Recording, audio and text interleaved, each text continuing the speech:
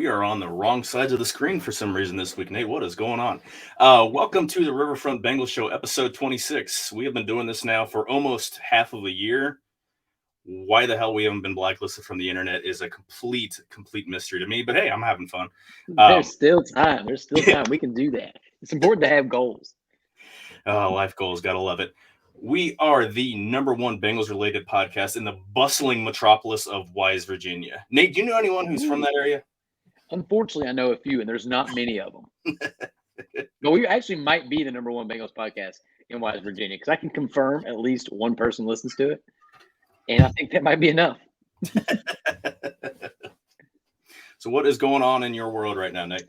Man, it is a beautiful 73-degree day here in Central Virginia. We got Southern Virginia now, and I enjoyed it a little bit. I was outside running around, got some work done. Everything's good, man. How about yourself? Same. It's 70 degrees and sunny in February, just as we expected in the Midwest.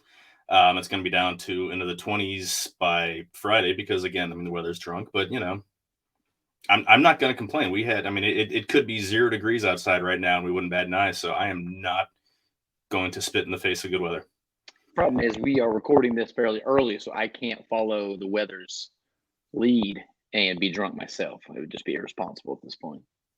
Is it though? It's after 5 o'clock local time. It's after 5. You got a point. All right. Exactly. You don't know what I have going on here in my Bengals. Yeah. The Bengals Tumblr. If I disappear off the screen for a little bit, you'll know what I'm doing. Falling off your chair. So this is our post-Super Bowl episode. Get into a little conversation, get a couple thoughts on the Super Bowl itself. I didn't watch a second of it, and I feel the better for it. Obviously, I followed what was going on play-by-play on my phone and on Twitter and all things like that. What were your thoughts about the game, first off, Nate? Well, my initial thoughts were that it was a pretty incredible game, and it's starting to get a little weird. It seems like every year the Super Bowl is just fantastic and coming down to the wire lately. So, conspiracy theory, Nate, we'll throw that out there for anybody that wants to dive a little bit deeper. But it was an awesome game. The Chiefs comeback was great. It was entertaining. I didn't really have a dog in the fight. I had, I was an Eagles win and Jerick McKinnon, 8 more yards from McKinnon away from a 10-leg parlay that would have netted me a few $1,000. It only cost me 10. So, that was the only thing I was really rooting for. I hated that it ended the way it did. Right?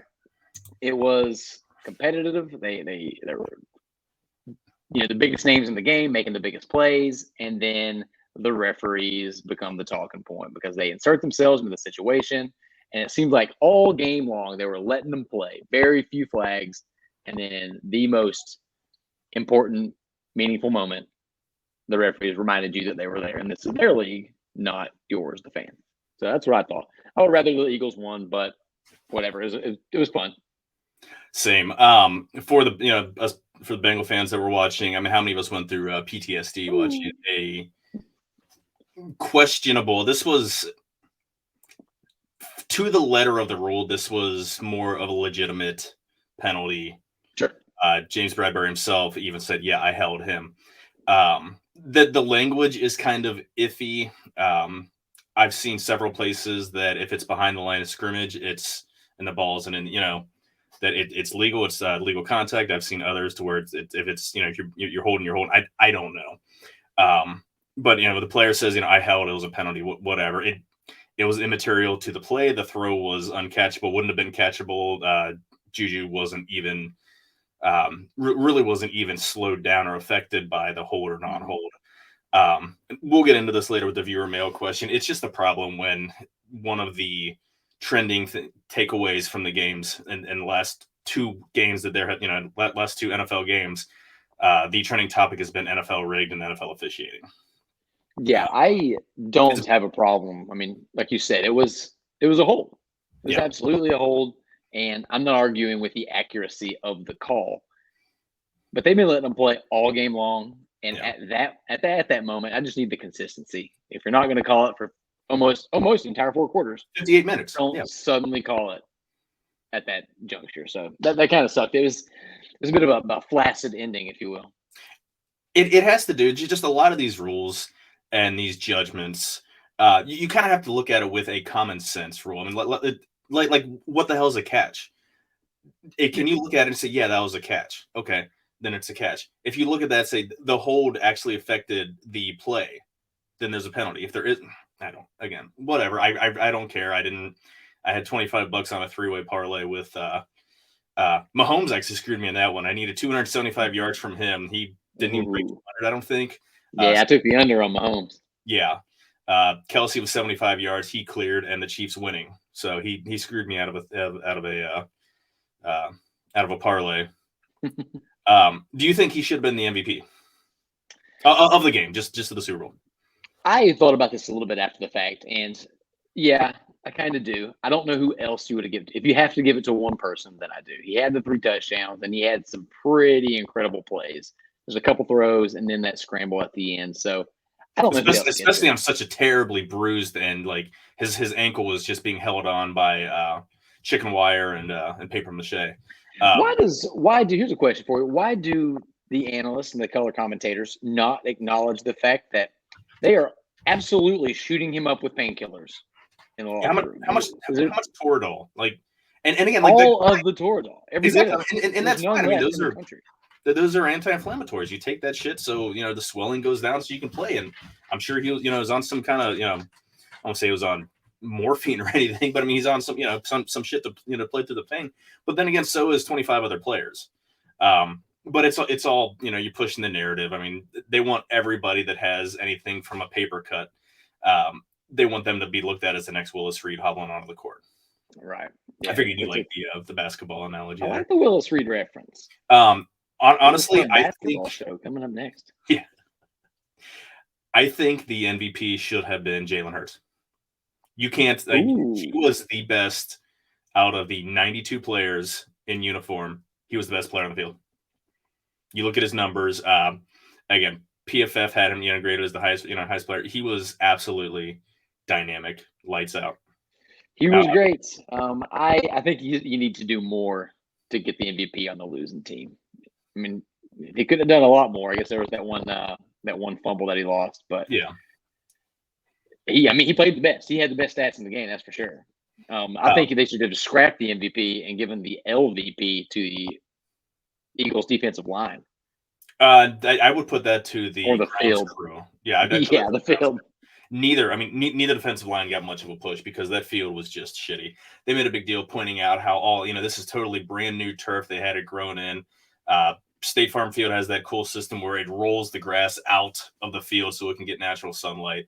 Again, this is just watching. I didn't get to see it organically on a play-by-play basis, but there are all these cut-ups of all these players. Again, on defense, because I mean that's how it works. The offensive line isn't going to be slipping as much because they know where they're supposed to go. Defensive line just slipping and falling down. Mm-hmm. They're just not being able to get any traction or get any push. So we saw kind of a similar effect to what the Bengals did in Buffalo with that snow. Exactly, and that helped them hide having three injuries on the offensive line, as we could find out the very next week on a more ideal field that matters. Chris Jones. It was a fun game, and I think that those two teams were kind of the best all year long. I mean, we can be Bengals homers all we want to, but the Bengals dug themselves into a hole early that they spent the rest of the season getting out of. So I think that it was I think that the Bengals players had to be sitting at home being like, oh, man, because they could have won that game. Yeah. Easy. They played better than both those two teams played, 10 times this season? Yeah. So that had to stick in their craw a little bit. See, that's news to a certain tight end from Kansas City that the Chiefs are one of the best teams all year because everyone doubted them and they had to shove it in everybody's. Again, everyone has their own motivation, but dude, you guys have been one of the two favorites to go to the Super Bowl for the past 4 or 5 years. Mm-hmm. Again, I have affection for the guy because he's a UC guy. He reps the Bearcats a lot, but dude, just shut the hell up, man. Yeah, maybe nobody was doubting you guys. You guys were the number 1 seed all year long. No, just stop. You guys lost 3 games. A different narrative. The only reason they weren't favored in the Super Bowl is because we weren't sure if Mahomes had a duct tape ankle. Well, and you expected you expected the Eagles to have a defensive line that wasn't wasn't playing on a goddamn slip and slide track. Yeah. The only other takeaway I really have from that game is that I think that is Andy Reid's magnum opus. He nailed every decision. The game plan was great. The offensive scheme was incredible. He didn't mismanage the clock, which he is wont to do in big games. Yeah. So I think that sort of cements his legacy as probably like a top 5 coach now. You think that high? I mean, the list of NFL coaches with two championships is not very long. Well, he only has 2 rings though. I mean, like it's like, oh, he's one of the greatest coaches. Like, yeah, but going into the game, he had 1 ring. I mean, he had lost Super Bowls with the Eagles, and 2 that helps his case. But I mean, now he's Google how many NFL coaches have won 2 Super Bowl rings. The list is only like 5 or 6 dudes. Parcells, Gibbs, Belichick, Shula, Lombardi, Barry Switzer, Jimmy Johnson, maybe. I forget who won. I forget who won who was the coach. Landry and Chuck. Another handful. There's not many though. Yeah, not many. But you also look at how many. You look at how stratified the Super Bowl titles are. I mean, they're compacted to a small group of teams that have a handful of Also, my other takeaway is how much Kansas City killed their draft in 2022. How many guys that they had that were contributors, first rounders all the way down. I mean, Isaiah Pacheco was a 7th rounder. Brian Cook was a mid-rounder, safety from UC. They had 3 cornerbacks drafted in the mid-late rounds that were playing meaningful minutes in the AFC Championship game and in the Super Bowl. They just absolutely they draft well, and that's what, when you have a quarterback that's at the top of the pay chart, that's what you need to do year after year. Hint. Yeah. Duke Tobin, like that's what you do, because you can only pay a handful of players, and especially if the Bengals are going to pay the guys, the offensive guys, you need to kill drafts. You can't whiff on offensive linemen. You need to pluck more than 1 guy out of the late rounds every year. The Bengals have struggled getting guys out of the late rounds lately, so that's that's the template. That's what you do. That's 100% it. Nailed it. If the Bengals can absolutely keep the big 3 together, but they have to nail drafts if they're going to be competing for Super Bowls during that window. Yeah, so there's going to be a lot of roster churn. You've got a quarterback on that big of a contract. The roster's going to churn. That's what happens, and that's fine. But again, you just have to keep 4 or 5 contributors coming in every year. I mean, I feel like we touched on it last week, but look at the end of the Patriots dynasty. They missed on 4 or 5 drafts in a row, and suddenly Brady had no weapons and less protection, and the dynasty was over. Yeah, exactly. So anyway, that kind of wraps up Super Bowl talk. On a more general Bengals conversation this week, Ken Riley finally, posthumously, but gets the call for his family technically got the call for the Hall of Fame. He should have been in years ago. He has more 5th all-time in the NFL with 65 career picks. There was a overheard conversation between Ronnie Barber and Darrelle Revis, who are the other 2 cornerbacks that are coming into this draft. And they were talking like, did we even have 65 picks combined between the 2 of them? And they barely did. Even those guys were blown away by how good and the numbers that he put up. Well, that's one thing I was going to ask you when I saw that, because as some people know, I got into my Bengals fanhood a little bit later than most, so I don't know a ton about Ken Riley. I never watched him. What would be your elevator pitch on why he's a Hall of Famer? The picks, obviously. What's that? So those picks, obviously. Yeah, I mean, he made Pro Bowls, he made All Pros, and this, I mean, he's playing in the same division as the Steelers, and unfortunately, he was better than those guys. I mean, he went up against Stallworth and Lynn Swann every year. Browns, had Brian Side like that. They had quality teams back then, and he shut them down. I mean, he had his final year in the league, he made All Pro and had a pick 6. Like, wow. That's pretty impressive. He's a Pro Football Hall of Famer, pride of Florida A&M. His nickname, the Rattler, is because of the Florida A&M Rattlers. Mm-hmm. One of the reasons that I think that it took him so long to get the recognition that he deserved is because the Bengals didn't recognize him. They didn't have a Team Hall of Fame or Ring of Honor until last year was their first class. So if you're not getting a lot of push, Bengals can say, oh yeah, this guy was great, but if you're not in any team specific Hall of Fame, then people look at that. People, it's like, oh, if they use that as a knock against guys on other teams. Well, if he's not in their Hall of Fame, well, they don't have a Hall of Fame, so they're not even honoring or keeping that guy's name relevant. And again, it's noticeable that now that they have this Ring of Honor and the team is relevant, now there's a push. Willie Anderson has a really strong chance of getting in next year. I thought he could have made it this year, but he's got a strong chance next year because there are no offensive linemen. So, did you get a chance to hear the call from Anthony Munoz? No, I didn't. It was heartwarming, and there was a video that the NFL had. It was of the players that were inducted getting either the phone calls or getting a knock on the door from coach or somebody somebody associated with them, and it was really touching. And the one to Ken Riley Jr. and he knew it was probably coming, but you see number 78's number come up on your caller ID, knowing what day it is. That had to, I'm sure his heart was in his throat. That's pretty special. Yeah.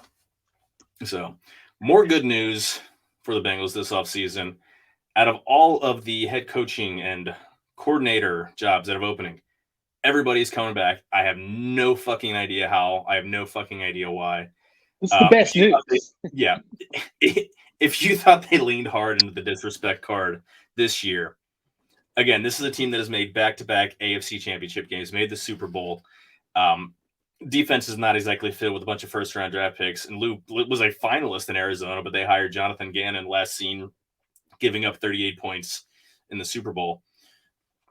Again, how that guy only gets one call, it's kind of ridiculous. The players were ecstatic that he was back. Oh, yeah. Yeah, ridiculous. Everyone wants the usual young offensive head coach. Jonathan Gannon is a young defensive head coach, but like, what do you need to see from this guy to maybe he's maybe, but my goodness, who cares how he interviews? Just look at the results speak for themselves. As a human, you want those guys to go get those jobs. You want them to make the most amount of money they can, but this is not a human podcast, baby. This is a Bengals fan podcast, and us getting those back. The continuity that this team now has is second to none. I mean, even the Chiefs might be losing their offensive coordinator. It might be the single biggest strength that this team has going into next season, and that's a team that has Joe Burrow, Jamar Chase, T. Higgins, and DJ Reader and Trey Henderson. Like, the biggest strength might be the continuity of this coaching staff. And I saw they hired that kid Gannon, and I was ecstatic. 5 years in a row, the same head coach, offensive coordinator, defensive coordinator, special teams coach, and quarterback coach. I mean, Dan Pitcher has been there since Marvin Lewis days. Shane, and I don't know how to pronounce it. He was the offensive coordinator in Philadelphia. Steichen, I'm not sure. He was hired on Monday in Indianapolis. Brian Callahan was alerted on Friday. He was out of the running. Again, that guy has worked with every big name quarterback outside of Tom Brady, I think, in the past 20 years that he's been around. I mean, he's only in his late 30s himself, but I mean, he's the son of a coach and he's been around all these guys. If you've got a young quarterback, that's a guy that you want to have. I mean, not that he's not needed here in Cincinnati anymore, but I mean, Colts have a really high draft pick, and you'd think that's a guy, he worked with Peyton Manning. He worked with Derek Carr, with obviously Joe Burrow. I'm missing some other guys. Yeah, that number 9 guy, the guy that the women who don't know football know his name. It's crazy. He seemed like an obvious pick for them. I was very shocked, more shocked about that one than any of the rest. Yeah, but we complained a lot during the Bengals 2-2 start about how the starters don't play a lot in the preseason. They haven't gotten those reps together. Well, that goes for the guys on the sidelines too. And now they're going to go in the next season, not only of having had a full season of reps together from the players' perspective, but also these coaches. So, like, they're going to come out just guns blazing week 1 next year, knowing this offense, knowing the schemes, the defense, everything, just the inside and out. I mean, I think that's my gut reaction was that, especially if Kansas City loses, I can't pronounce their offensive coordinator's last name, Bellamy or whatever. Then the Bengals should be favorites for the Super Bowl. Yeah. It's so important. It cannot go understated how important this is. It's freaking awesome. Yeah. And then Dan Pitcher, who, he signed an extension with the Bengals to be their quarterback coach, but he was interviewed. He had 2 interviews with Tampa Bay for their open offensive coordinator job. He's staying put. I guarantee he has language in his contract, and I think I mentioned this last week, with a succession plan that were Callahan to leave, he's going to be the next man in line. I don't know. Like, you really don't get much word on figures of how much money these, especially position coaches, make. But I'd figure he probably got a nice pay bump to make it at least comparable to a low-paid offensive coordinator job. Again, the only draw that I think would for him to get an offensive coordinator job somewhere else would be a chance to call plays. But again, he knows his worth here. That's the one thing about playing for the or coaching for the Bengals, being in the Bengals organization. They know your worth. You're important, especially with as small as the staff is. Well, not to mention the fact, like, quality of life, man. I mean, don't get me wrong. Tampa Bay, you got the weather, you got no state income tax. There's some perks down there, but if you stay in Cincinnati, who's the quarterback for Tampa Bay? I don't even know who they have in the roster. No. If he stays in Cincinnati, he knows that whenever that OC job opens up and he takes it, he's coaching a Joe Burrow-led offense. Yeah. He immediately gets to helm a finely tuned machine. So there are a lot of reasons to stay. And like you said, I'm sure that he got a nice little sprinkle of cash on top there, a little sign bus. It took him out to Sizzler, let him order a Coke. It was a big day. It was a big day for him. We don't have Sizzlers here in Cincinnati. I don't know when the last time I saw a Sizzler was. I'm sure they're out there somewhere. I saw one. I think they had them in Florida. I think I saw one when we were in Orlando, but I don't. How about Shoney's? Do you have Shoney's? We do Shoney's. No, we don't have Shoney's. That's a Southern thing. Shoney's? No. Nobody's. That's on the other side of the Mason-Dixon line. We have some Denny's. Oh, yeah. Denny's is good. I once ate at a Denny's in Tokyo. I've never. I don't think I've ever eaten at a Denny's before in my life. Let me tell you a secret. The fried pickles are oysters, and they are gross. Gross. I don't do seafood. No thanks. Not Denny's seafood, especially. Anyway, so what else we got to talk about? That pretty much wraps up any news and notes for the past week. That's going to wrap up any news and notes we're going to have for the next 4 weeks until free agency starts to pick up. For the next half hour, we're just going to talk about obscure failing restaurant chains. White Castle or Crystals? What's your Huddle House or Waffle House? Pick your poison. Oh man, we had a Huddle House in my hometown, but a Waffle House all day. I like to have that feeling of unsafeness as I eat. It keeps you on edge. It doesn't matter what part of town it's in. We've got some Waffle Houses here in like just normal, regular neighborhoods, and yeah, you still you still think that someone's gonna walk in and shoot up the place, or your feet are sticking to the floor. One of the employees. Yeah, it's a lawless arena of deliciousness. Yeah, somebody's gonna lose their shit. Absolutely, 100% true. But so anyway, this week again, look at as the season's run, season's over and free agency is around the corner. We're gonna look at a position breakdown of where the roster sits, at least as of today, February 15th or February 16th, whenever you listen to this, or February 31st if you're on some weird calendar that doesn't exist. So again, quarterback. Do you have any thoughts about the Bengals quarterback room right now? They've got this guy, number 9, Joe Burrow, and kind of alluding to him a little bit earlier. I don't know. They should probably entertain some free agents, maybe a draft pick. Well, Joe Burrow is the second best 27-year-old with the initials JB on the Bengals roster. Jake Browning, please put some respect on that man's name. That's those are your quarterbacks under contract. Brandon Allen is a free agent again. I'll be honest with you. I don't know anything about Jake Browning. I don't think anybody knows anything about Jake Browning. They like him. I think he's a better option than Brandon Allen, but I think that a better option for a backup quarterback exists. I haven't looked at the market because especially a lot of these backup guys, these are guys that are going to get restructured and guys that aren't even free agents. They're going to end up on the market. This is a spot where they can improve. They don't necessarily need to, because if you lose Joe Burrow, your season's shit anyway. But again, I don't foresee them going out and spending any crazy money to bolster that position. Maybe a draft pick for a developmental guy.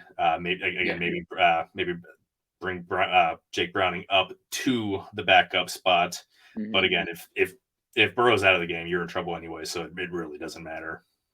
I think they should just sign Aaron Rodgers after his darkness retreat. Be like, hey, you don't have to play, man. You just come here, you can back up. You only play if Joe gets hurt. In the meantime, you can do all the ayahuasca you want. Who's a bigger flake, Aaron Rodgers or Russell Wilson? I don't dislike Aaron Rodgers. He amuses me, and I actively dislike Russell Wilson. Yeah, well, I think Rodgers is a bigger flake. Wilson is a fraud, and just that's fair. That's fair. So, but yeah, I mean, there's going to be another quarterback, maybe two by training camp, just to have more arms to throw. But again, there's not really going to be anything major most likely happening there. Running back is an interesting spot. The only two it's a little funky. Yeah, the only two on a contract right now is Joe Mixon at a 12.76 cap hit, and Chris Evans, who's still under his rookie deal. There's going to be a lot of movement on this roster. I mean, the room's going to look totally different. Who are they going to move on from Mixon? Are they going to restructure Mixon? He is not going to be back making the $12.76 million on his cap hit on his deal next year. There's no chance. That's it. That's the important point.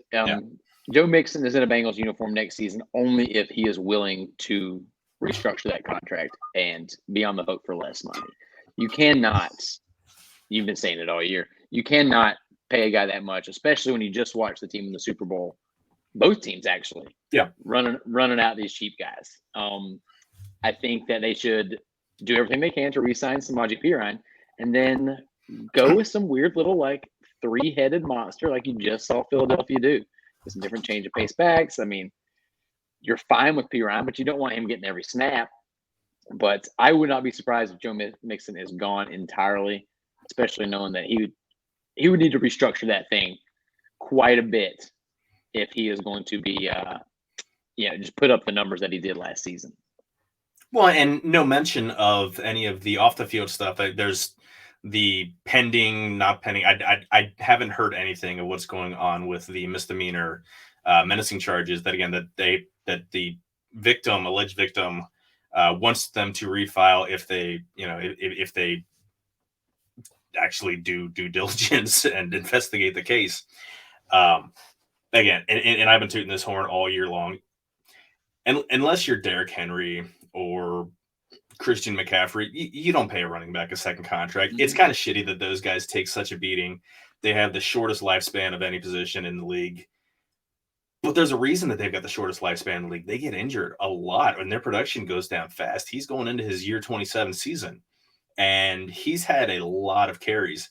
He is not an explosive back. Again, I've quoted the stats of his longest reception and longest run in his career. I mean, he's not going to take the distance for you. You need that guy. Yeah. You need spend 2 late round picks for a late round pick and an undrafted free agent and bring back, I'm fine with them bringing back Travion Williams. Again, he's not going to make much. Chris Evans, I don't know what's going on with him. He's as talented a receiver as he is a running back. But he's completely fallen off the radar for the team. I mean, he was healthy scratch for most of the season after they started putting Williams back there for punt or kickoff return. So, it's not outside of the realm of possibility that nobody's back and they've got a completely new running back room. Yeah, I can see. I mean, at least on opening day, I mean, Chris Evans is going to be around through camp, but again, seeing where he's fallen off. I mean, he might not survive through training camp. Yeah, I put even odds on that. That it's either completely new versus Joe Mixon being there. Yeah. If anybody is coming back that has any sort of role, Perine at a probably comparable deal to what he was, to what he had, because he's a guy, he's not a home run hitter. He's not a lead bell cow back, but he's a guy that knows his role. He's a damn good pass blocker. And if you're going to bring in a bunch of young guys that, looking at the class that's coming, at the running back class that's coming out outside of Robinson out of Texas, it's deep. A lot of these guys are dynamic pass catchers, runners. They have home run ability. None of them are dynamic pass blockers or anything for blitz pickup. So you keep him around for that role. That's right. Next room is the wide receiver room. This one gets a little funky.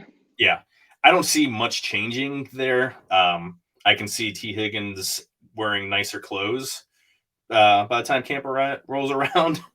Tyler Boyd. I don't know who Tyler Boyd is. Tyler Boyd has another year on his contract. Jamar Chase, is only 2 years into his deal. T. Higgins is up for or has one more year on his rookie deal, but he's eligible to be extended. Then you got Stanley Morgan, Trenton Irwin, and Kwame Lassiter the second to round out the room who's under contract. I don't see a whole lot changing. We talked about this last week. I don't see T. Higgins going anywhere. He thinks he's a number one receiver, and he deserves to be a number one receiver. He deserves number one receiver money. And hopefully, they're all counting on Joe Burrow to work his contract around, to keep Arthur around. Hopefully they can, work their contracts around a little friendly so to make sure that, do their part. It's one thing to ask the quarterback who's going to be taking the biggest paycheck to make things friendly. But, that's a question to be answered. Again, I don't see much change, and unless things for whatever reason get contentious, I don't see anything happening. T. Higgins will be back here at the very least for next year in 25 or 24 as well. Yeah, I think that this conversation could be a little more spicy next year. I think there's a chance that will be. Hopefully not too much. I mean, Boyd's contract being up is going to be a conversation is going to need to be had. He's no spring chicken anymore, but hopefully T has been extended by them. As far as free agents go at that position, we're only looking at Trent Taylor. Yeah. And after his performance on Twitter the other day, sayonara, bro. Did you see what he did? I missed that. What did the great white dope say? I think he did not read the room very well and tweeted out about how he showed up 5 minutes late for the bag check-in deadline and was out on $1,600 because he missed his flight. He said, "Does that seem fair to you at American Airlines?" And then he just got ripped to shreds in the comments. Like, why don't you just show up on time, bro? Like the rest of us have to do. It was bad. So I think he's going to go into hiding for a while, and we will not see him in a Bengals jersey. Not because of that, but who knows? Yeah, I mean, he had kind of lost his role. I mean, he was the only real role that he had was for punt returns and for the celebratory backflip on the kneel downs at the end of the game. Anyway, I think there's going to be some draft picks coming in. Again, Tyler Boyd, this is going to be his last year. His last year he's under contract, and he turns that dreaded 30 next year. He's making $10 million this year. There's no way he's making anything close to that next year, especially if he plans on being around here in stripes. So again, bring in someone with that. Again, they need more zing out of their return game. So you can see him bringing in somebody. We'll get into draft talk later, but Tank Dell out of Houston or Tyler Scott. Oh, I love that guy. He'll probably be gone early, but out of Cincinnati, or one of those small, 5'8", 5'9", shifty as hell guys that can run a 4.3, in the 4.2. So that's right. Yeah, there's things you can do out there. We've seen a lot of teams sort of going with that model lately. This next position group is got me nervous, man. How are you feeling about those tight ends? You don't like going in with Devin Asiasi, Tanner Hudson, and Nick Bowers next year? I'll be honest with you. I had never heard of Tanner Hudson and Nick Bowers until you sent me the link to this roster breakdown. It's kind of sparse. There will be, I mean, Hayden Hurst is a free agent.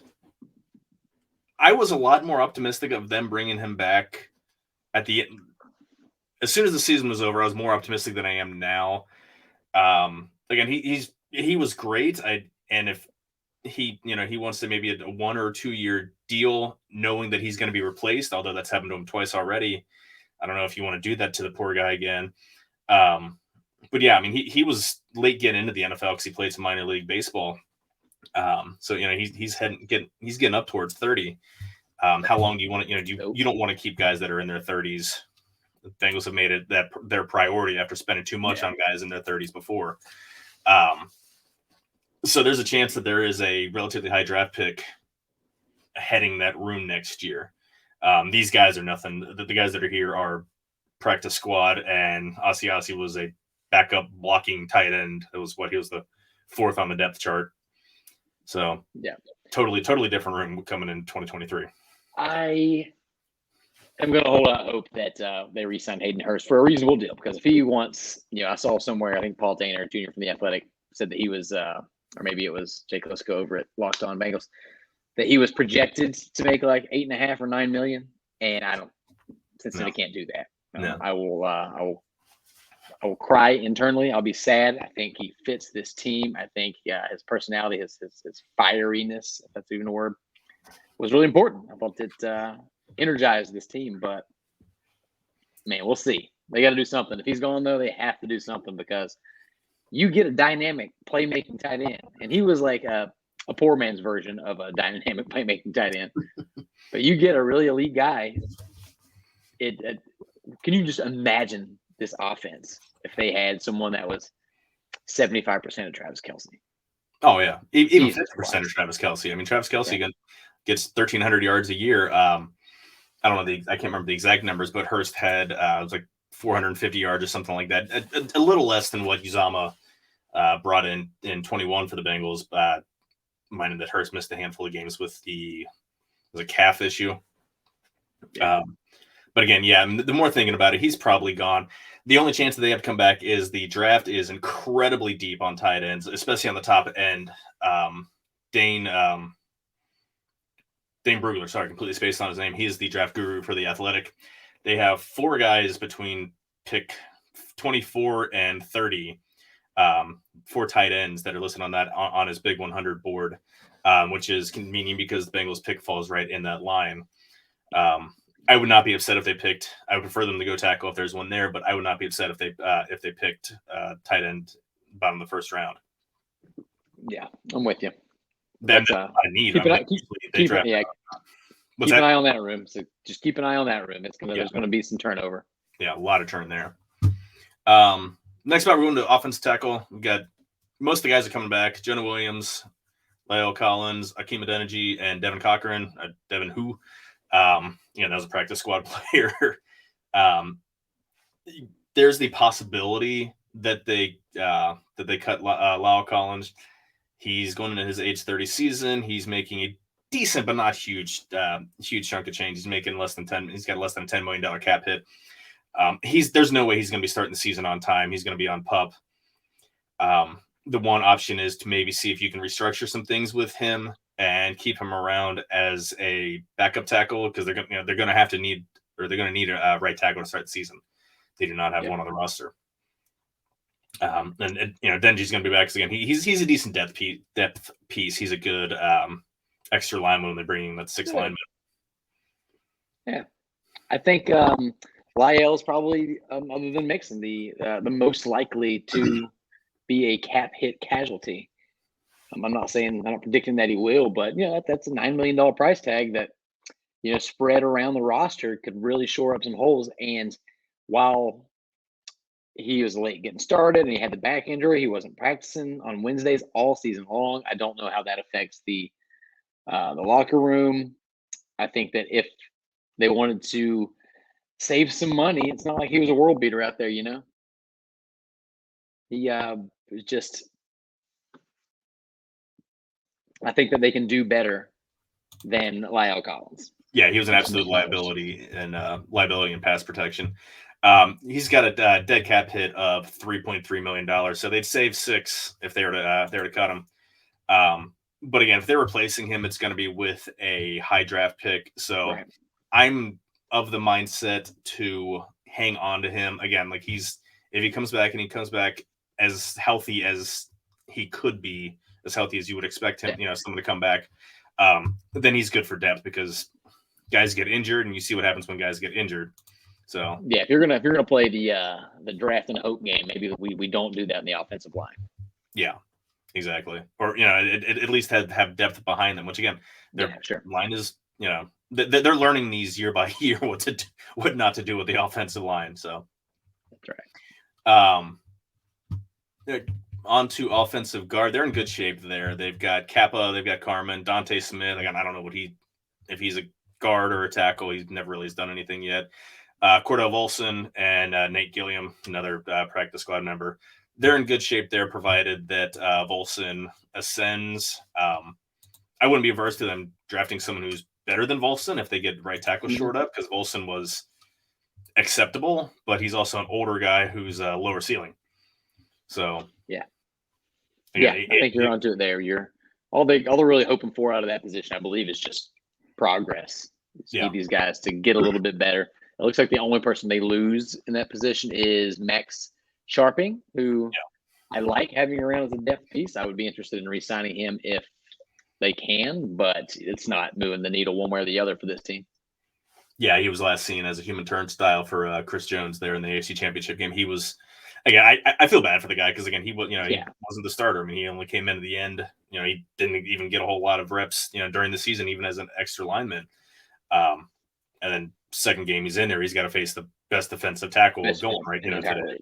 So but it's kind of nice that we just got done talking about the offensive line, and they're kind of okay there. Yeah, they have one need. I mean, they've got a big need for a right tackle. I don't think they should go out and get one on free agent market, because either you're dumpster diving or looking for a value, or you're having to spend a shitload of money on a premier guy, and they're not in a position to do either of those. They got a couple discount guys last year in Karras and Kappa that are better than what they're getting paid, but let's improve the floor. Yeah, go use one of the first 3 draft picks on a guy and hope you catch lightning in a bottle. I prefer them to use number 1. I'd be okay. I think they rarely make trades. If they see a guy, I'd love for them to jump up. Again, we're getting way ahead of ourselves talking draft talk here before we even hit free agency. But yeah, that's, if you have 4 of your 5 spots down, at least with decent guys, I mean, that's, it's a good floor to have. Right. Not really much to talk about with center. They've got Karras, Trey Hill, and Ben Brown back. They have basically the entire 3 depth, or 3 guys in your depth chart. So that's, they're fine there. Be healthy, Ted Karras. We love you, buddy. Yeah. Edge, defensive end, is an interesting position for them. There's a lot of money tied up there. Trey Hendrickson has a huge cap hit. He's worth it. His sacks went down this year a pretty decent amount. He also played through battled through injuries, but even though his sack numbers were down, his pressure percentage. Yeah. He lived in the defensive backfield or the offensive backfield.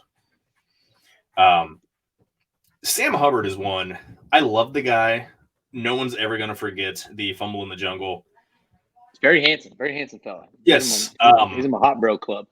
Yeah, he's there's a club on Twitter that's trending, and it's Hubbard's Home Wreckers, and it's all these wives that would ditch their husbands for Sam Hubbard. I don't think that they would restructure, and they're definitely not going to cut the guy, but he's making $10 million for a guy that doesn't put a ton of production on the field. Again, he's decent with pressures, never ends up with a ton of sacks. He's decent. He's a decent edge for, holding the edge on rundowns, but that's a lot of money for a guy. You're not getting a ton of production from him. So at the very least, for a guy who's going into his age 28 season, they're going to be looking to upgrade, to draft someone who can, if not next year, then, take snaps away in 2024 and beyond. Yeah, sort of be that replacement. I mean, I think they liked what they saw in limited limited snaps from what's his name, Zach Carter. Yeah, it seemed like every time he got on the field, which admittedly wasn't very often, and there's a reason for that, he kind of had a nose for the ball and made a lot of plays. So I would love it if he could continue to progress a little bit and not replace Sam Hubbard, but just be sort of a floor raising depth piece. Yeah, he was, and he was drafted as a defensive end. They used him some on end, used him when they were running the 3-man front. They used him a lot inside on pass rushing downs. And they got some more depth pieces. They've got Cam Sample and Jeffrey Gunner, guys that drafted in the past couple years. Again, those are guys that are depth and Joe aside, but they need an impact pass rusher. And again, they're not going to be able to afford one in the free agent market in the next couple of years. So they need to, it's in the spot where you need to find somebody with some traits. Even if the production isn't there in college, find someone with some freak athletic traits. Because, again, those guys are getting long in the tooth. Trey Hendrickson is going to be 29. So you're either going to have to cut his snaps down to keep him fresh, or he's or he's gonna wear himself out by midseason if he keeps 'cause he's a high energy guy. He's not a guy who's gonna let off the throttle. Yeah, that's right. So are we in agreement that we probably won't see much turnover this year, but next year could get a little wild? Yeah, absolutely. Again, the guys they've drafted the last couple of years are fine depth pieces, but they're not guys that are going to take away meaningful snaps or that need meaningful snaps. Kind of the exact same spot for the defensive tackle. There's not really going to be much change at all on the D line.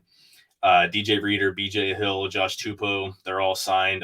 Jay Tufele, who filled in admirably when Reader went down. And there's more depth pieces. Dominique Davis, who I don't know if he even dressed for a game, but they've got a lot of depth going back in tackle. Not a whole lot to really mention about that outside of these guys are starting to get a little old. They're in their late 20s. DJ and Josh Tupou are both going into age 29. BJ will be 28. So you want to start to get younger there, but you are also conveniently forgetting the fact that DJ Reader could be president. Because we are leading the campaign, the DJ Reader for president campaign. DJ and Lou, man, if Lou can't get a head coaching job, DJ is going to have a VP spot that he needs to fill, and I think that's it. But man, I'm really enjoying the. We talked about continuity for 15 minutes to start this podcast, and I think we're going to be able to talk about it again when we wrap up. Though some of these next positions get a little funkier, so yeah, and linebackers where you're definitely going to see a little bit of shakeup. Not huge. Everybody but Jermaine Pratt is coming back, or is under contract. Jermaine Pratt's not coming back. He was a damn fine player this year. He was solid before this year. He's going to price himself out of Cincinnati, which is fine. Again, we've said here before. You only see what people want you to see when on their social media, but or someone's caught on a hot microphone, but he kind of seems like an asshole. Again, production can mask that. We have no inside sources. We have no inside knowledge, but we're saying it here. He's probably an asshole. Logan Wilson, he's up for extension. I don't think they'll extend him this year. I think he'll play under the fourth year and work something out in between next, when he's a free agent. But that means you'll probably see Akeem Davis-Gaither or Marcus Bailey pick up probably the combo of the two of them pick up a lot of Jermaine Pratt's snaps. Mm-hmm. Those three, Wilson, Davis-Gaither, and Marcus Bailey, were all drafted in the same class. So that's going to be a question after next season. But, those are guys that have played together. They know each other. They should be, communication between that group should flow pretty well because they've all been around for now going on their fourth year. Yeah, I'm a big fan of both Wilson and Davis-Gaither too. I think they're both really good players. Joseph Fasai. He's listed. They've got him listed as a linebacker, but he's an edge. Yeah, that's fair. They will absolutely bring somebody in again because you're losing Pratt and you've got three guys going in on their last year of the deal, so they're going to bring somebody. They're going to have to in the draft. I didn't realize that. Yeah, that's going to need to be a point of focus. Yeah. Yeah, and again, if Davis-Gaither and Marcus Bailey ball out, they'll be able to bring them back for not a lot of money. Wilson's going to command a bigger chunk because he's a lot more of a known quantity. But you do want to have someone there, just God forbid, just in case those all those three guys ball out and price themselves. Have to restock that room sooner than later. Yeah, you're right. Cornerback room, it's going to be a little bit of movement. Hopefully, we're fingers crossed. Love the man. Hopefully, he comes back from his ACL without missing a beat. He's coming back better than ever. I'm completely cool with that. He was borderline top 10, top 5 caliber cornerback while he was healthy in the first 2 years here. Borderline top 5 last year before he got hurt, man. Yeah, he was top 5, top 3 for sure. He was balling. Yeah, he was dynamic. Mike Hilton is, I believe, this is going into his last year on his deal. He's getting older. I love the guy. I lied. He signed through 2024 through his age 30 season. I love what he brings coming off the edge on run blitzes and rushing the passer. I mean, he's dynamic for a guy that small, 5'10", 5'9", 185 pounds. He hits like a truck. But he can get exposed. That's the going back to Andy Reid and his coaching. Like, he absolutely did a masterful job singling Mike Hilton up there in the AFC Championship game and exposed him for an undersized cornerback that can't, that they can't hang man to man. They like Alan George. He's a young player that they have. They thought he did. They thought he did some good stuff to be. Actually, Alan George, and that was Jalen, and that was Davis who came in and played slot when Hilton was out. So I completely lied about that one, and I apologize. They do like Alan George as a young undrafted guy. Marvell Tell, I could have no idea who the hell that guy is. You promise. Joe did not just make that name up. It's on there. It's written down. I can see it. Do a screenshot. Go to Spot Track. And I think the big thing right here, the big piece of business is just what kind of growth are they going to get out of Cam Taylor-Britt? Yeah, I mean, you look at the growth just that he had throughout the season. He played his best ball in the playoffs, and each week after week, he's one of those guys that you hear him say he doesn't make the same mistake twice. He's got the speed. Very excited. They love him. I love him. You love him. Yeah. His mom probably loves him. I don't know, but I would guess.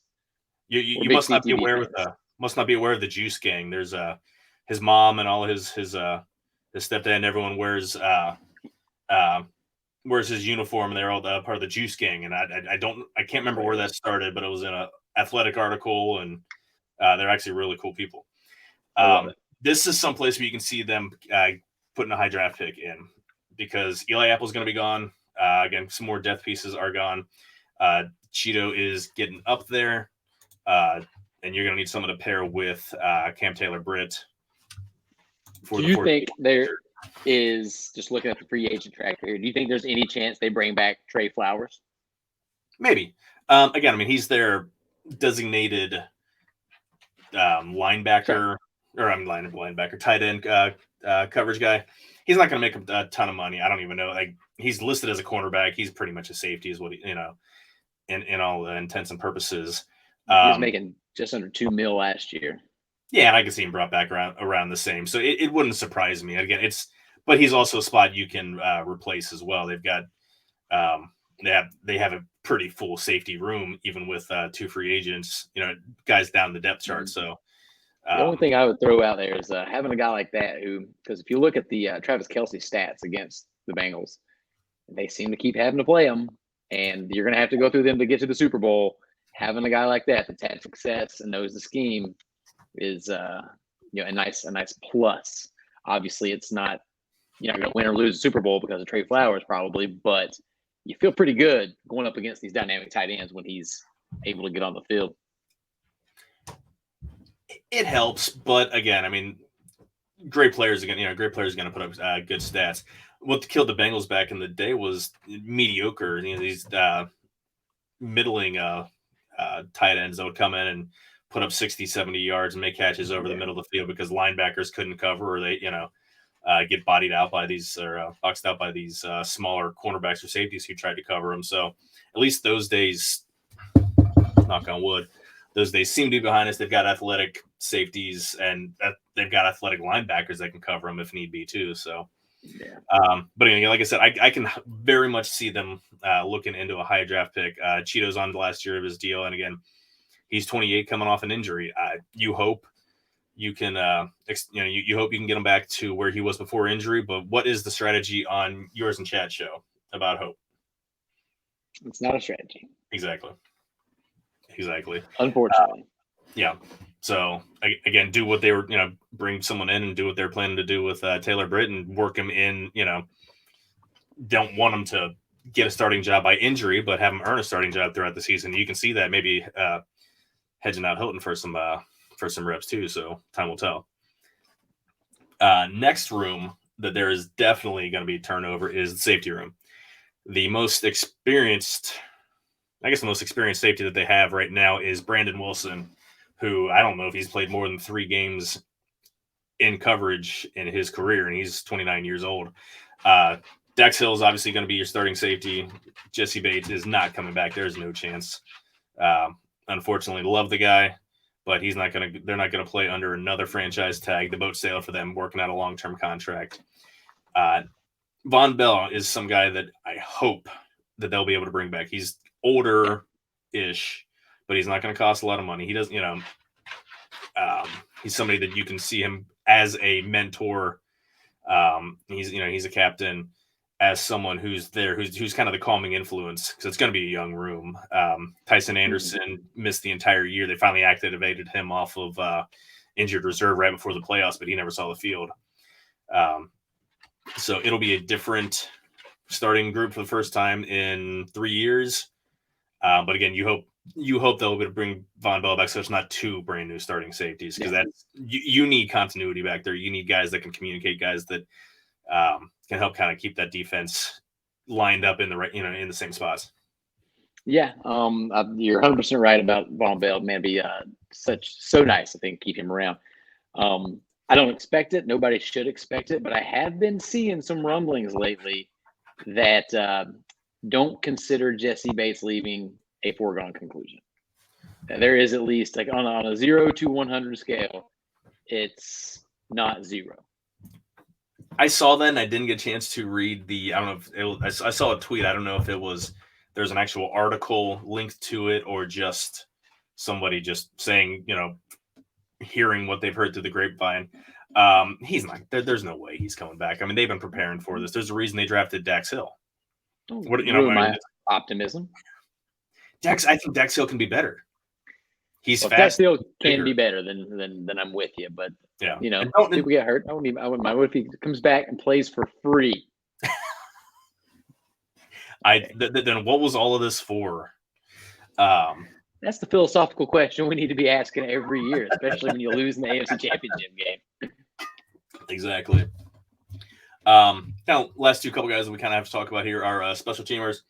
Bengals do not have a long snapper under contract. Cal Itemidis is a exclusive restricted free agent, which is a fancy way of saying if the Bengals offer him a contract, he's coming back automatically.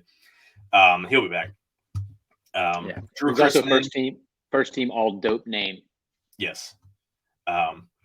Drew Chrisman will be back in camp. I would be happy as a pig in shit if he gets cut in camp, because he was fucking terrible.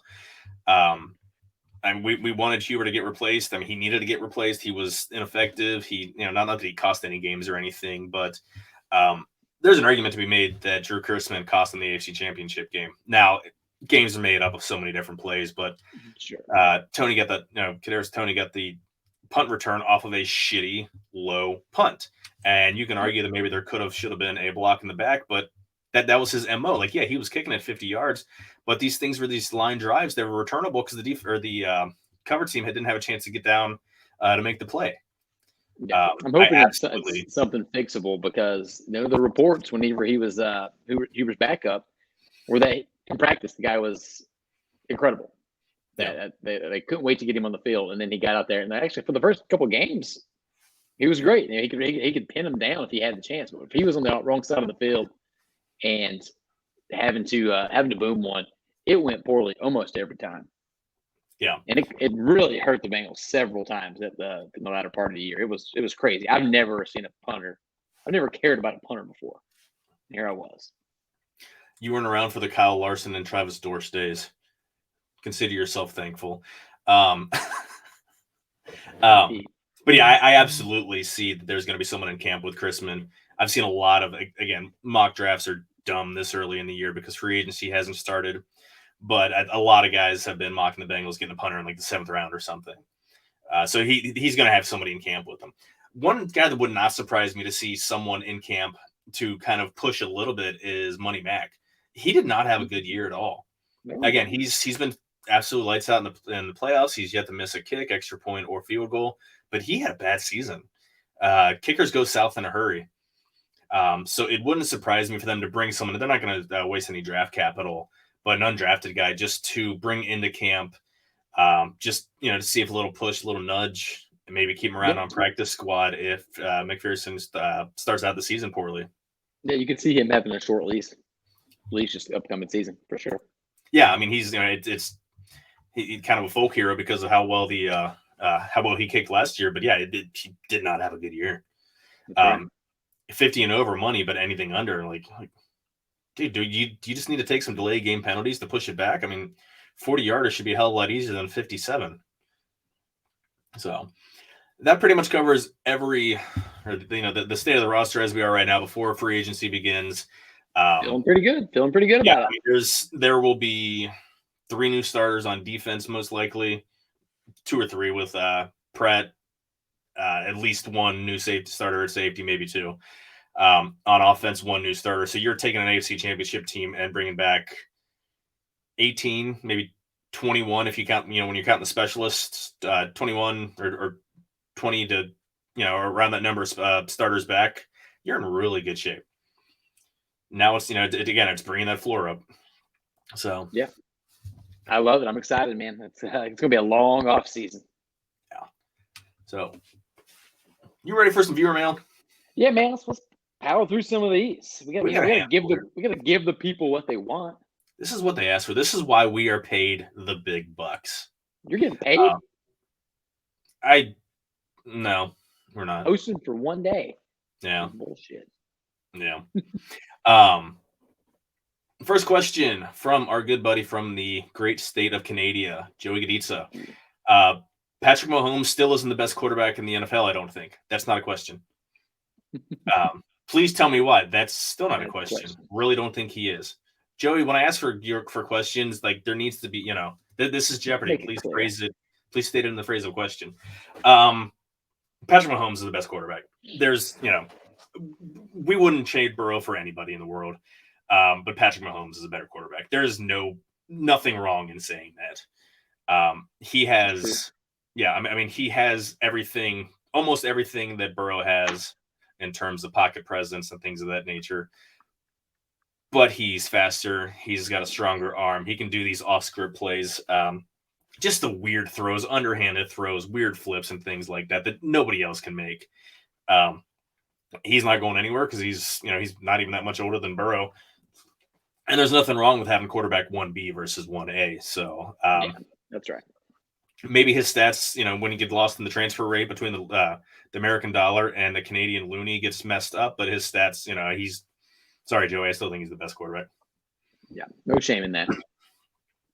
Second question from Nathan Connor. When will the Fanatics have Cincinnati Bengals legend Jim Brown plaques for sale? Now, for those that didn't see it, Fanatics, they are like the official licensed merchandise provider, seller for Major League Baseball, for NFL, most of these pro sports. There was a Bob Feller plaque. Bob Feller pitched for the Cleveland Indians, not the Cincinnati Reds. They have him listed as a Cincinnati Reds grade. I'm guessing because some intern or somebody who doesn't know what they're doing saw the wishbone C and just assumed it was a Red without knowing anything at all about sports. My answer to that question is going to be right after they have a plaque of the Cincinnati Royals legend, Brad Doherty. So there's the answer for your question. What do you? I don't have one. I couldn't believe it when I saw that Fanatics mishap. You got this isn't like Etsy or eBay or something. This is like you guys are the official. You're the one. Yeah, like you guys are one of one, and you screw that shit up. James Urban with a great question. If you could interview any Bengals player, who would it be? I'll let you take that one. Current or present. I've got one for both. But current or present. Current or present. How about current or past? Because current and present. Past. You got me on that one too. Current. I'm gonna go with Eli Apple. I'm just kidding. I'm not going to go with Eli Apple. He's not. I don't really have a current one because just the way social media is, I kind of you get it a lot anyway. As far as past, I think I'm going to have the most fun if I change from interview to hang. Like I want to go, rip shots with Chad Ochocinco. Gonna go get some Big Macs and some fries. That was his McDonald's was his dinner of choice. Absolutely, and we'll rip some Jaeger shots and smash some Bud Lights because we're classy. Hell yeah! And he's still in South Florida, so South Florida's a happening place. So I hear. That's right. You got a better answer though. Yeah, my answer for historical Bengal, it had to be Reggie Williams. Played for the Bengals, linebacker from 1976 to 1989. Dartmouth educated. Those Ivy Leaguers are known for being relatively smart players or relatively smart people. He was elected to City of Cincinnati's City Council while he was an active player in 1987, which is absolutely crazy. He served for 3 years while he was still playing. He was a 14-year starter, Walter Payton Man of the Year in 1986. Sports Illustrated Co-Man of the Year in 1987. Like, those are huge deals. Like, that's the entire world of sports. And he was, this is Cincinnati Bengals in mid 80s. They weren't a huge, they were okay in 86, but they weren't a great team. And because of his off the field work, his humanitarian work, and going on city council, trying to make the world a better place, they saw fit that he was the co-man of the year. After he retired, went to go work for Disney, oversaw the creation of their Wide World of Sports complex, which is gigantic. That's where the Buccaneers train, where the training camp is. That's where the Braves spring training is. He's a college football Hall of Famer. He's got an honorary law doctorate from Dartmouth. Fascinating guy. So that would be my historical. That's a pretty good answer. Yeah. Current one would be Ted Karras, football family, personality, fun dude. Imagine just doing some shots with that guy. He's not going to do anything fancy like Jaeger bomb. It'll probably just be some straight up whiskey. Yeah, for sure. Just pounding it. Just pounding the brown stuff. Oh, yeah. And then he'd shove it up your fucking ass, Tennessee. That's still the greatest moment. The second greatest moment in the season. First one is over my left shoulder now. Mike Perry had a question. It's going to be kind of a longer-winded one. I'll try to make it more concise. NFL rigged has trended twice in the past 3 weeks. I don't think it's rigged, but what can the NFL do to provide greater transparency to reffing decisions and build trust in the game? First step, I think making the officials full-time employees to attract the most qualified out there is the first. These guys, they're well compensated. They're averaging like $200,000 a year, but they're contracted. And they're out of a job from the end of the season until May, to where they're working another, some of these guys are lawyers. I don't know what they all do, but, they have another gig. I think if you do them, make them full-time employees, have, all the benefits and all the shit that goes with it, you're going to be able to bring, just a better chance to bring a better caliber of person to the job. So, that right there is one step. Officials are graded on every play week by week by the league.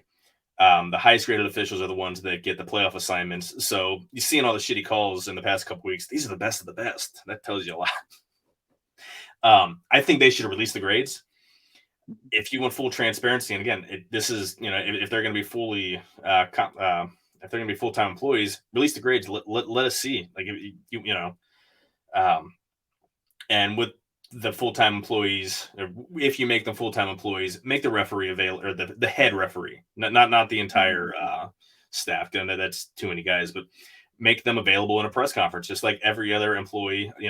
All the coaches, all the players, they have to be available to a press conference.